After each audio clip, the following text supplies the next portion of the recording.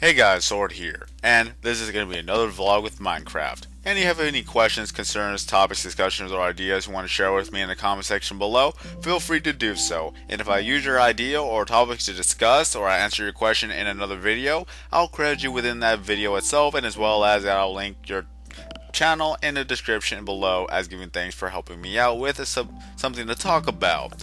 So we're still working on the skylight little by little, and of course there's that little dirt block right over there. That dirt block was left by an enderman, and it was kind of cool. And whoops, I was using the wrong pickaxe. Oh my god. Okay, nothing I could do about that. That dirt block was there because of an enderman dropping it by, and I wanted to film it, but sadly that enderman just disappeared and I couldn't film it. So I was like, oh dang, I had an idea for that video. Sadly, that things just don't happen the way you want it to. So I'm just gonna kill some slimes over here, and then we're gonna continue on going. Is that Demix 123 212 321? I had to think about that for a second. I almost forgot his name. So I'm still getting used to his name. I forgot what he called it, but when I looked at it, it's like, oh, that's how you say it. That's kind of easy when you think about it, but I couldn't actually spell it correctly for the first, I don't know, 10 times. So I'd always copy and paste. But then I figured out how his name went, and then we have I Fear Frost in this world too, and they're helping me mine the top little by little as I'm making this video. So Demix 123212321, and there you go. He died. Perfect timing. Oh well. Let's continue on. Today, I wanted to talk about my most painful experience ever, as I can recall. Is that I've already talked to you guys my most embarrassing moment, and now here's my most painful moment. And it happened around 2005, I believe, in the month of October. And I was taking piano lessons back then because my parents thought, oh, I could actually learn something new and I could actually put some of my little talents to the test.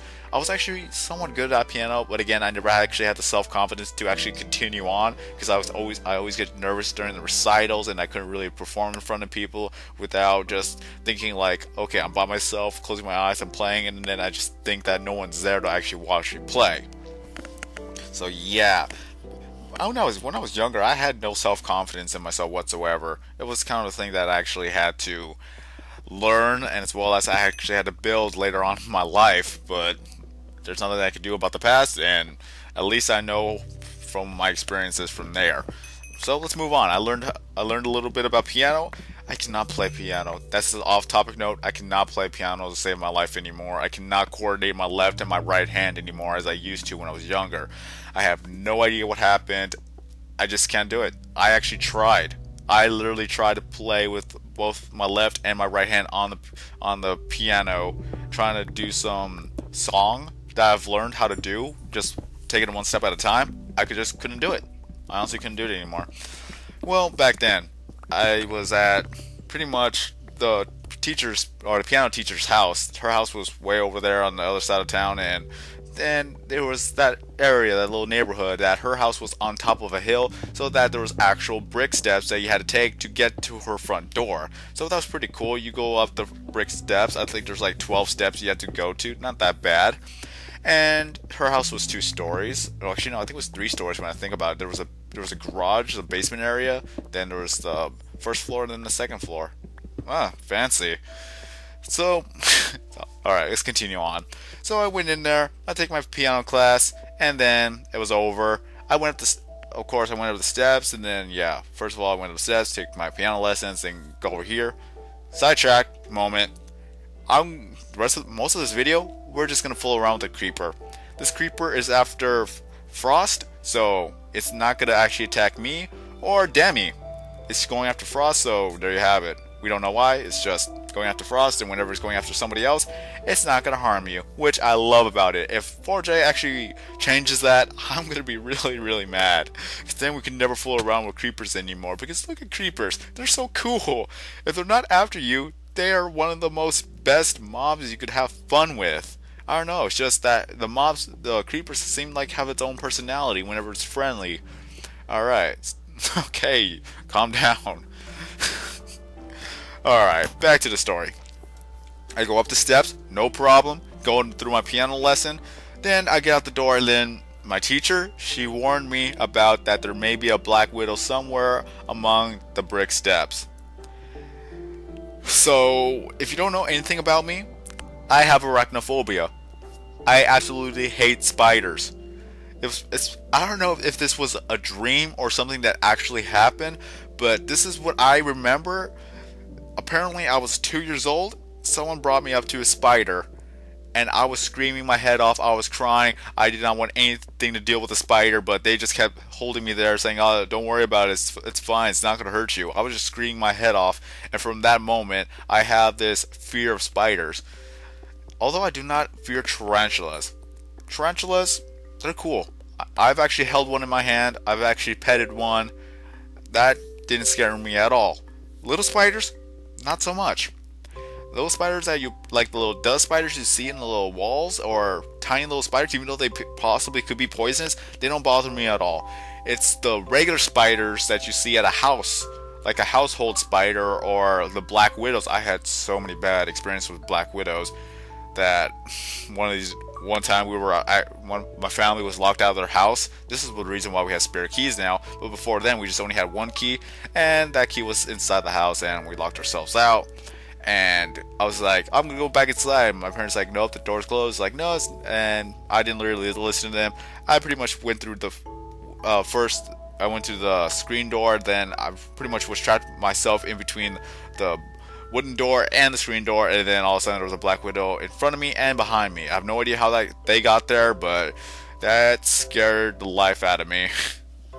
And one time I went to my grandfather's house. That I went outside just to feel the cool air. Then I want to go back inside. There was a black widow on the step. There was a black widow under the chair, and there was a black widow right next to the door. I didn't want to go back inside. I stood out there for a good 30 minutes. Then I called my father to pick me up and bring me back inside because I was so afraid of the black widows. I would not want anything to do with them. So yeah, I have bad experience with spiders and black widows. So yeah. When she told me about the black widows around the steps, I was afraid.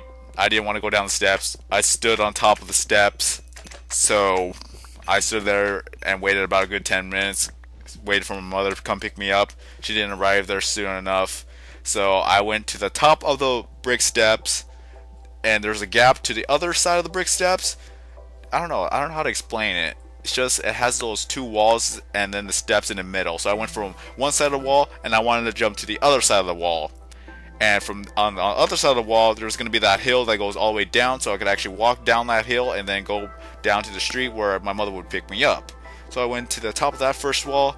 I did a dash jump, and I didn't make it. I don't know how. I just didn't make it. I could have made the jump now, but back then I didn't really make a good dash, or I didn't make myself a head start. I just basically jumped because I was not gonna. I would rather try to do that than to ever have a chance to actually see a black widow, because I really hate black widows. So I jumped. I don't know if it's the shin. I would just say the part of the leg that was just right before the knee. Thank God that I didn't hit my knee. Otherwise, I probably will never be able to walk normally. So that was just a blessing right there. But it's just that top part of the leg right below the knee. It caught on to the edge of the wall that had the brick on it. So it basically made a gash. It's just a small gash, but it was a big enough gash, or deep enough for me to actually see the bone. I didn't get to see it yet. I hit the wall. I had a gash, and I fell over, landed on my chest. Good thing I didn't break my neck. That's another blessing. So I didn't break my neck. I just landed on my chest, and it took the air out of me. But I was able to breathe afterwards. It's just, all that happened, all of that at once. The initial shock of it and an adrenaline rush that made me not feel anything at all. I didn't really feel any pain. I was limping, but I was not feeling any pain really. And the worst part is, my mother saw it. My mother saw everything that happened, and she was wondering what was going on with me, and what in the world what was I doing for me to do something like that. And I told her that there was a black widow. That's all I had. That was all my excuse. I did not want to see the black widow at all.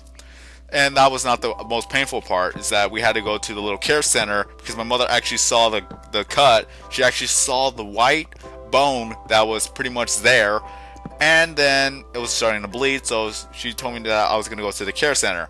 And then I actually started crying because I did not want my father to know about this, because I'm more deadly afraid of my father than the Black Widow, with all due respect, is that I don't want to make my father angry. I never want to make my father angry. So I started crying. He's like, please don't tell him this. Please don't tell him this. We go to the care center. I'm running out of time. Oh my God, I'm running out of time. Well, we go to the care center. We basically had to wait an hour before I could actually get attended to. And by then, the adrenaline rush actually wore off, and all that germs, all that molecules was actually touching my wound. I'll call it a wound. And then it started to sting. It started to sting so badly, it hurt. So, yeah, that was the first part of the pain. And then the second part of the pain, they took me in, and what they had to do, they had to clean it. So they got the rubbing alcohol, or whatever alcohol, or antiseptic, and they sprayed it on an open wound to the bone. It stung. I started crying. And they took the little tweezers, they grabbed the hill of skin that was left, and they pretty much attached it up to the bottom of it, and they pretty much glued it shut. Good thing I didn't have get any more stitches, otherwise I would have just been more pain. So, yeah. My father came in, I saw him, he says, don't worry about it, I'm just glad you're safe. And that actually made me happy to know that my father cared more about my safety than whatever happened. So, there you have it. My most painful experience, and I only have a good 10 seconds left, I guess. So, what was your painful experience? Leave your comments down in the comment section below, and as well as, if you want to make a video response, feel free to do so. So, that was my most painful experience, and that's all there is to say. So, with that being said, I am SotoKing090. Have a nice day, everybody. I will see you in the next video.